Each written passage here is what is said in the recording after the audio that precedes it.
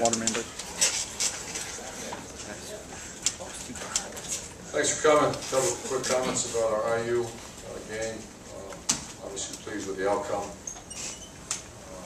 I could give you a million different excuses. For example, injuries, lack of experience at certain positions, driving a bus to Indianapolis, then getting up and driving a bus again for another hour. However, we're not into that, and I won't accept that here with our staff and players. So we have a long way to go. The good thing is, when you coach a team that's 7-0, you have their attention. It's fragile when other things happen, bad things happen.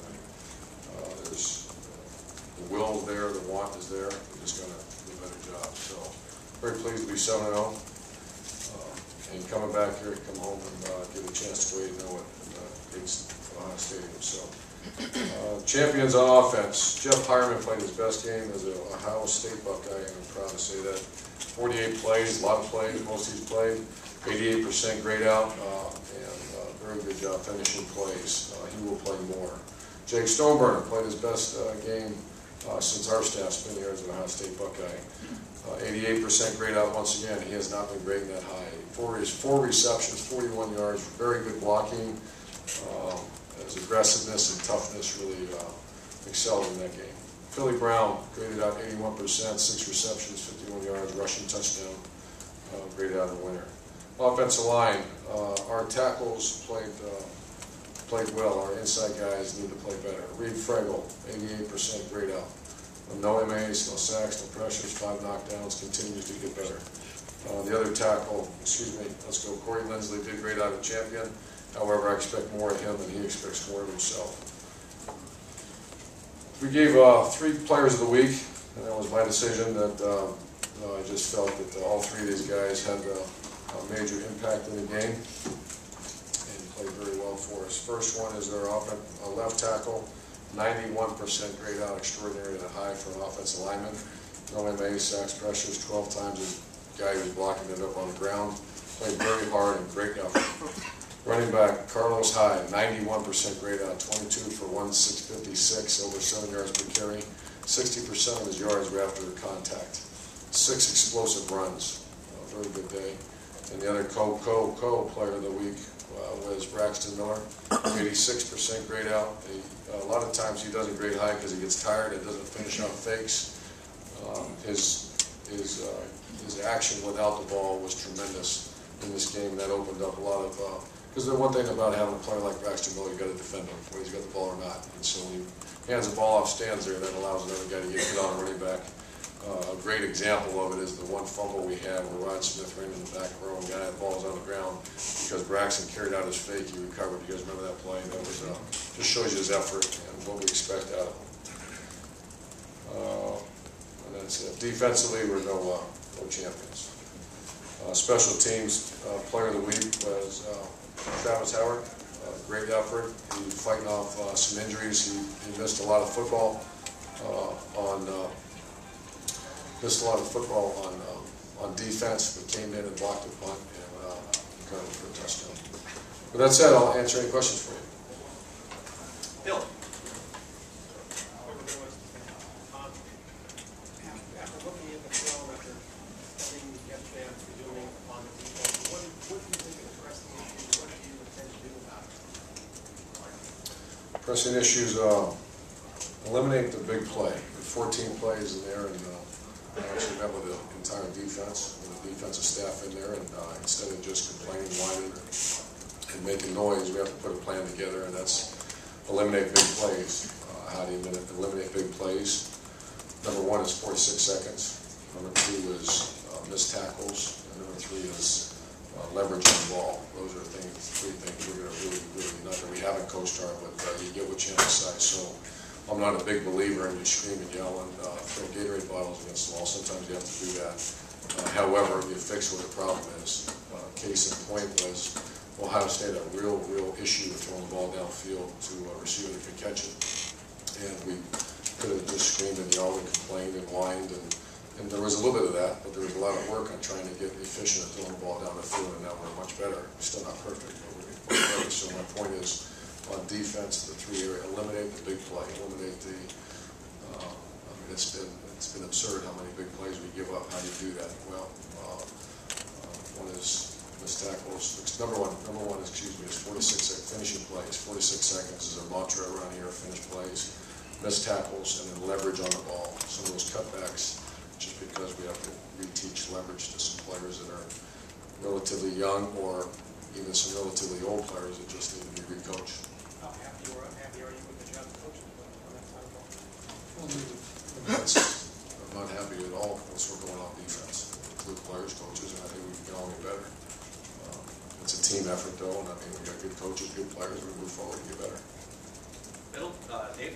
Dave Biddle, Bucknuts. I know we got a chance to ask Coach Bickle about this as well, Coach, but what is holding the freshman linebackers back, in your opinion? Is it the lack of knowledge of the defense? What's holding those guys back? Injuries. Cam Wayne was hurt. Josh Perry was hurt during the week. Those are two guys. There was one point on the Tuesday practice, that's when I grabbed Zach Bourne during stretch and said, hey, we're going to move you over. Because guys were limping. Guys, Shazier didn't practice, Cam Williams didn't practice, Josh Perry didn't practice.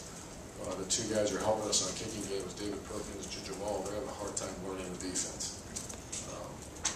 And so we're in a little bit dire straits right now at that position. Middle, Bob? Bob Hunter. I'm curious, how much was being shorthanded on defense, do you think, was part of what happened Saturday night? And I'm also curious, it would seem like moving a fullback to linebacker, that even if you had a linebacker who wasn't ready, he'd been practicing linebacker all year, maybe he would be in a better position to help. I agree with you, Bob. The first one, how much of that is either inexperienced youth or whatever, that's a really good, solid excuse. And that's a solid one. And there's probably some truth to that. However, we don't deal with that. We deal with improving. And Zach Bourne is a guy that there's something about game experience. There's something about been in the arena many times. Came here as a linebacker, and it was kind of a test for the first 4 periods of practice that I watched. And he changed the entire dynamic of practice. Because so much of playing football is the leadership value, too, of what's going on.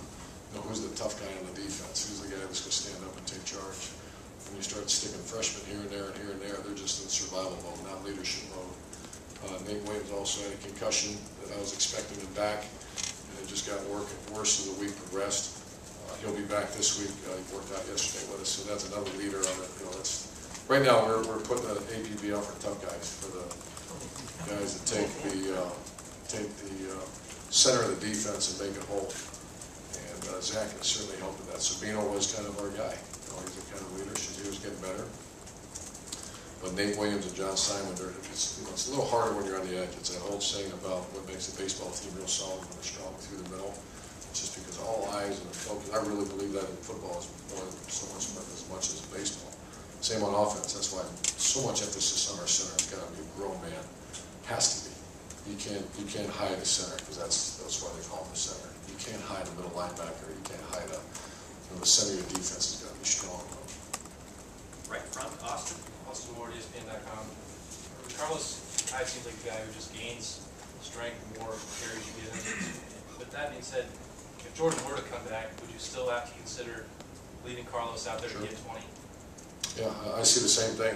Real disappointed the way he started, though. He didn't start strong. He'll be the first one. He's finally to the point in his career where I can have grown man conversation with him. It was great. He admitted that. It just wasn't. I think all those great excuses I told you about the trip, the whole everything, that we just didn't start very fast. He did not, but he got real strong. By the end of the game, he was a man. You're right. Jordan is he's jogging now. You know, he's not healing well. So, but Carlos will be removed from tailback. He's mentioned on occasion that he maybe had to be sold on a power back role in square offense. Is there any? Had to be sold? Yeah, he didn't really maybe understand how he would fit. We have to sell. You didn't feel like you ever had to do that? No, there's no selling going on. There's play very well or don't play. And the good thing is he's playing really well. I mean, his post-contact yardage is really making us a really good offense. We have 36 minutes of possession. And I'd like to say that Hireman, Nick Vanette, and Carlos Hyde, along with those 2 tackles, that was impressive. Back left, Matt.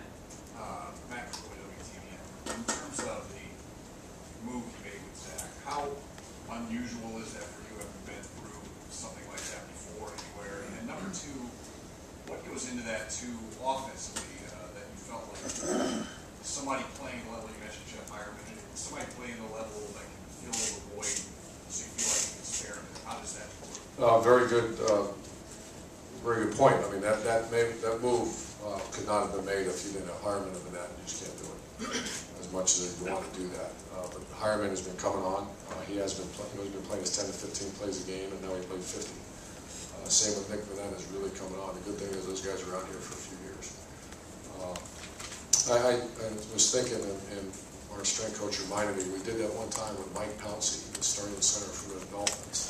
Right in the middle of a practice, I moved him to defensive tackle because we were banged and bruised, didn't have the leadership, didn't have the toughness at that point. And I moved him for period 4 and changed the whole practice, his energy, his leadership, his toughness. And we kept him over there for several games just until guys got back. So it's not very unusual though. Center, Jeff. Jeff with Buckeye Sports Bulletin. Just kind of a general question about where college football is trending these days with offenses. It seems like there's a lot of games these days where both teams are scoring 40, 50 points, and I'm sure you didn't necessarily want to contribute to that with the way that defense is playing these days. But just with spread offenses and no-huddle offenses and maybe even some of the rule changes, is it getting harder and harder to play defense in college football these days? I haven't studied the landscape. I can just tell you our situation. I do think that we're starting getting 80 plays, 85 plays, and that's because of tempo, but it's also, there's a risk involved with tempo too. If you're lousy on offense, your defense is out there all day. So I haven't had time to think on it now, but I'm sure that has something to do with it. Middle left, Jared. Urban, just about Purdue, how do you judge them? I don't know how much you've had a chance to study them so far, but obviously they got gashed running the football from Wisconsin Saturday. Do you judge them a little bit more on that, or maybe some other evidence you've seen of them defensively, but what they might present? Well, the most recent film, right before I walked in, there was the Notre Dame film, and they played very well. They kind of held their own and could have won that game. So I've not watched Wisconsin yet because it's just, I watched that tonight, and I'll go through the different plays. But I know my player personnel director, John Cooper, gave me a sheet of paper, and there's a lot of NFL prospects on it, and ones that are very early round draft pick on defensive line. He's a dynamic player, so that's it's too early to give you the whole how wide Wisconsin did that. I see very good players. I see aggressive scheme. It's not a vanilla scheme. Last couple of weeks they kind of played, showed you their hand and played it. This group's all over the place. It's a little they play a bunch of different defenses, so we have to just be on our game. Middle left, David. David Briggs, Toledo played. Urban, how, you mentioned you want to get more involved in defense. How, in a week where the defense is such a focus, how would your time allocation change and attention a lot more divided? It would be ideal. Well, I've been thinking about that, and I don't know. I've not done that very often.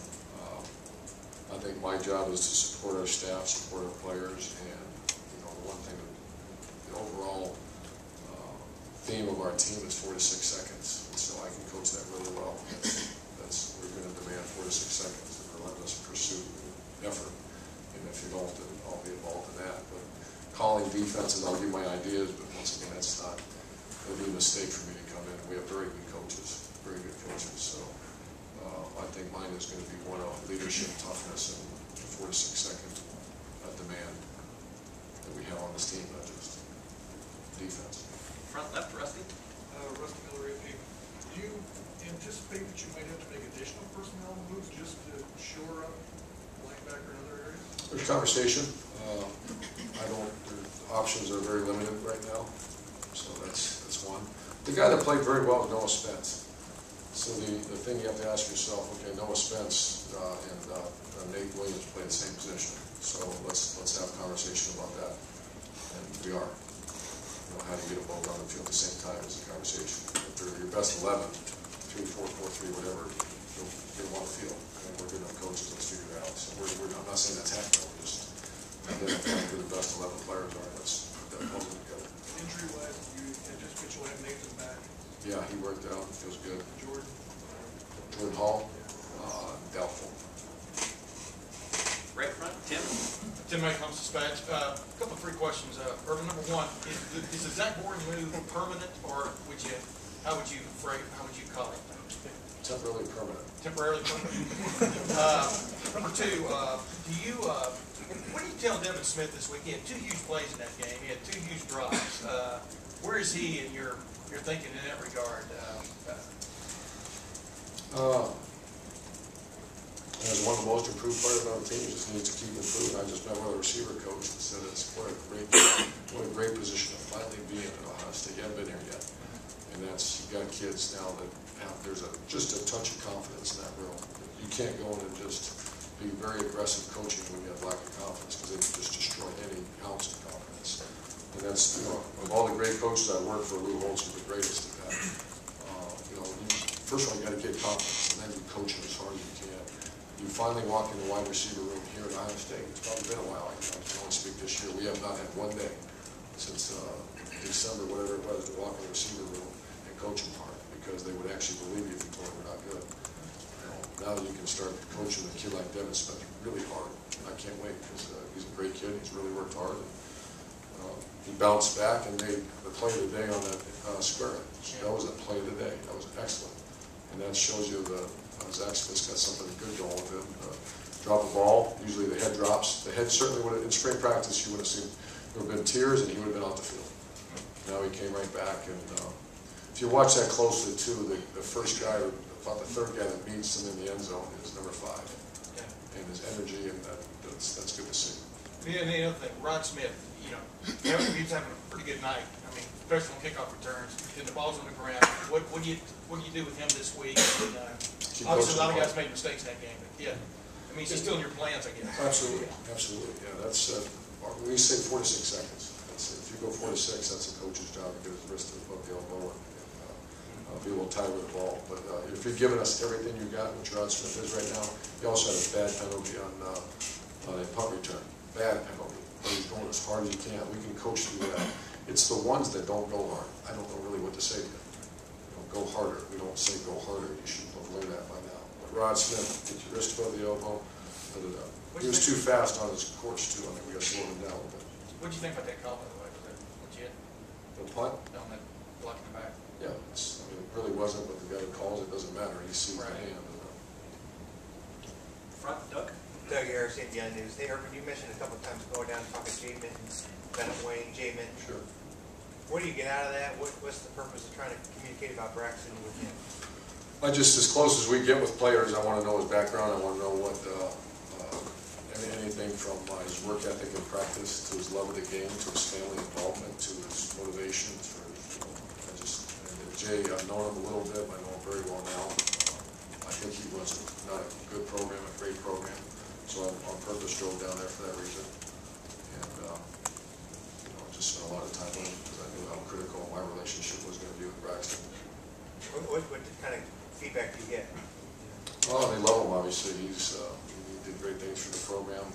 The same humble kid that, it's hard to find those guys nowadays, especially as athletic and successful as he's been. So very similar. It really helped me on how to, Jay's coach really helped me on how to approach Braxton. We still talk. Front left, Doug?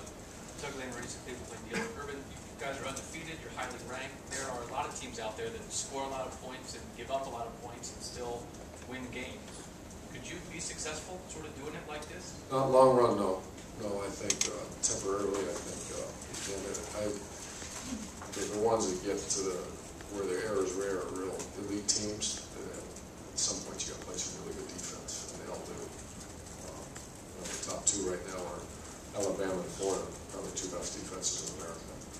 And that's not by accident, they're 1 and 2. The great teams we've had over the years have been, we scored some points. At the end of the day, you got to defense wins games. As much as I love the other part of the defense, I think the game is not a good game. And just, you talked before the season, obviously you have coaches you haven't worked with, just sort of how it goes. Do you feel good about where you are just with the defensive staff in terms of being on the same page, how they coach it, what the game plan is, all that kind of stuff? Are you comfortable with your relationship in coaching with the defensive staff? Yes, I do. I feel comfortable. I think it takes time. It's not the same staff it was a year ago. There's new guys in that room. But I feel good. They're great people, they're very good coaches, and we just need to see more production on the side of the ball. Far left, Lori. Lori Schmidt, 97.1 The Fan. Coach, when you guys talk about having a balanced offense, is that something that has to play out over the season, or is that something that you need within every game to be balanced? This is probably the most imbalanced we've been. However, I think we threw for 200 Saturday. Usually don't run for 300 and some yards, and that's hard to do. We've had two back-to-back games where it's almost 700 yards rushing for 600 and change. You kind of go back to what's working well for you. Also, in game management, we notice we're not as fast as we've been because we want to eat up as much clock, especially when you have issues on the other side of the ball. And so we play together. And so it's just been a little bit different the way we manage the game, because at the end of the day, we got to win it. And if that means a little more imbalanced in the run, I'm fine with that. How many times over your career have you coached a team where you've been so pleased with one aspect of your offense that you've been willing to unbalance things a little bit? I can't really remember. You catch me off guard a little bit, but I think when we had Tim, we were a little imbalanced sometimes because he was so good at running the ball. Brandon, middle. Brandon Castell with the Ozone. You said, I think in spring, that you guys needed Curtis Grant to be a player for you guys on defense. You played the whole spring as your starting middle linebacker and played through fall camp. Is there something more to the fact that you can't really get him in there on the defense and you had to go to a guy like Zach and move him over? To be fair to Curtis, I think that's appropriate because I'm not that knee-deep in that. I love Curtis Grant. He's a good person and has ability. I think those are questions you can ask Coach Fickle. I support it all, but I think you'll see more and more of Curtis Grant. He's only a sophomore, didn't play much at all linebacker last year. It took a little longer. Sometimes guys go through that learning curve of whether it be the style of defense, whether it be overall system of play. But I still think Curtis Grant's going to find career. I'm sorry, Steve Hellwagen. Yeah, Coach, Steve Hellwagen, Bucknuts. Along the same lines as Josh Perry, you guys have him listed here, but I didn't really recall seeing him play a whole lot in the game. Was the spread maybe not something that he's equipped to play against? I don't know, and just what his status is. He got hurt on either Tuesday or Wednesday in practice. I want to say Tuesday is when that whole shift of Zach Warren went over. He got dinged up. Connor's the other one got hurt. So at one point we had three linebackers. Shazier 4, Sabino, some 5 linebackers were standing on the side. And that was, it's hard to be real optimistic about that position, and that's when Zach made the move. So that's the only reason. Josh Perry, I think, is also going to be, once again, just dealing with young kids, man.